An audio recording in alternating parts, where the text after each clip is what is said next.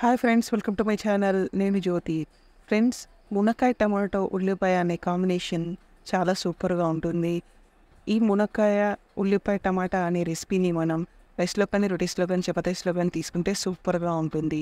ఈ రెసిపీని నేను మీకు ఈ వీడియోలో షేర్ చేయబోతున్నాను. ఈ వీడియో కనుక నచ్చితే లైక్ చేయండి, షేర్ చేయండి, సబ్స్క్రైబ్ చేసుకోండి, నా ఛానల్ని సపోర్ట్ చేయండి. ఈ వీడియోపై మీ అభిప్రాయాన్ని కామెంట్ చేయండి. ఇందుకు ముందుగా స్టవ్ ఆన్ చేసుకుని ఒక గిన్నె కానీ, ఒక ప్యాన్ని కానీ పెట్టుకుని దీంట్లోకి తగినంత ఆయిల్ని పోసుకుని దీంట్లోకి మునక్కాయలు ముచ్చికలు తీసేసి నార తీసేసి ఇలా ముక్కలుగా కట్ చేసుకుని వేసుకుని చెంచాతో మిక్స్ చేసుకుంటూ ఈ మునక్కాయలను ఈ ఆయిల్లో కొంచెం వేగనివ్వాలి. ఇలా వేగడం వల్ల మునక్కాయలకున్న పచ్చితనం అనేది పోతుంది, అంటే ఒగరుగా ఉంటాయి, ఆ ఒగరుతనం అనేది పోతుందన్నమాట. చూడండి, ఇలా మిక్స్ చేసుకుంటూ మధ్య మధ్యలో వీటిని కొంచెం ఆయిల్లో వేగనివ్వాలి. ఇప్పుడు ఒక 4 పెద్ద ఉల్లిపాయలను ముక్కలుగా కట్ చేసుకుని ఇందులో వేసుకుని చెంచాతో మిక్స్ చేసుకుంటూ ఈ ఉల్లిపాయలను మునక్కాయలను ఈ ఆయిల్లో మగ్గించుకోవాలి. మగ్గించుకోవడం అంటే ఈ ఆయిల్లో కొంచెం వేగనివ్వాలన్నమాట. ఇలా వేగడం వల్ల ఈ రెండు ఒకేసారి వేగుతాయి. చూడండి, ఇలా మధ్య మధ్యలో కలుపుకుంటూ వేగనివ్వాలి. ఉల్లిపాయలు ఫ్రై అయిన తర్వాత మునక్కాయలు వేస్తే ఉల్లిపాయలు ఎక్కువగా మాడిపోతాయి కాబట్టి ముందే మునక్కాయలు వేసుకోవాలి. ఇప్పుడు 1/2 టీ స్పూన్ వరకు అల్లం వెల్లిపాయ పేస్ట్ వేసుకుని చెంచాతో మిక్స్ చేసుకుంటూ పచ్చివాసన పోయి మంచి సువాసన వచ్చే వరకు వీటిని వేగనివ్వాలి.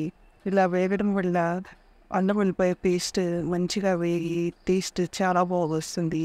ఇప్పుడు ఒక 5 పెద్ద టమాటాలను ముక్కలుగా కట్ చేసుకుని వేసుకుని చెంచాతో మిక్స్ చేసుకుంటూ మునక్కాయలతో పాటు ఈ టమాటా ముక్కలను మగ్గించుకోవాలి.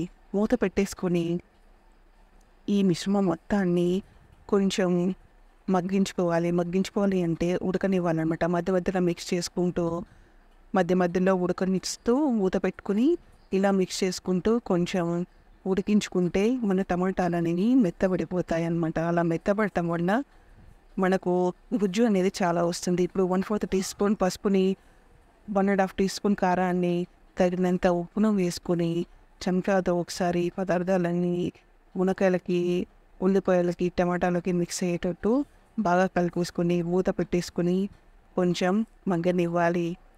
అప్పుడు మనం వేసిన పదార్థాలన్నీ ఒకదానికొకటి మిక్స్ అయ్యి మంచి టేస్ట్ వస్తుంది. చూడండి, ఇలా కొంచెం మగ్గిన తర్వాత మునక్కాయలు ఉడకడానికి మనకు ఎంతైతే గ్రేవీ కావాలనుకుంటున్నామో అంత నీళ్ళని పోసేసుకోవాలి.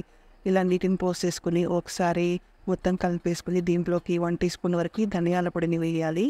కొంచెం కరివేపాకులు వేసుకోవాలి. కొంచెం కొత్తిమీరని కూడా వేసుకుని ఒకసారి మొత్తం కలిపేసుకుని మూత పెట్టేసుకుని మనం మునక్కాయలు ఉడికే వరకు కొంచెం గ్రేవీ అనేది చిక్కబడే వరకు ఉడికించుకుంటే మనం మునక్కాయ ఉల్లిపాయ టమాటా అనేది రెడీ అయిపోతుంది. చూడండి, మన మునక్కాయ ఉల్లిపాయ టమాటా అనేది రెడీ అయిపోయింది. మరీ పలుచగా కాకుండా, మరీ గట్టిగా కాకుండా ఈ గ్రేవీ అనేది రెడీ అయిపోతుంది. చూడండి, రైస్లో కానీ, రోటీస్లో కానీ, చపాతీస్లో కానీ తీసుకుంటే చాలా బాగుంటుంది. చూడండి, మునక్కాయలు కూడా చక్కగా ఉడికిపోయాయి.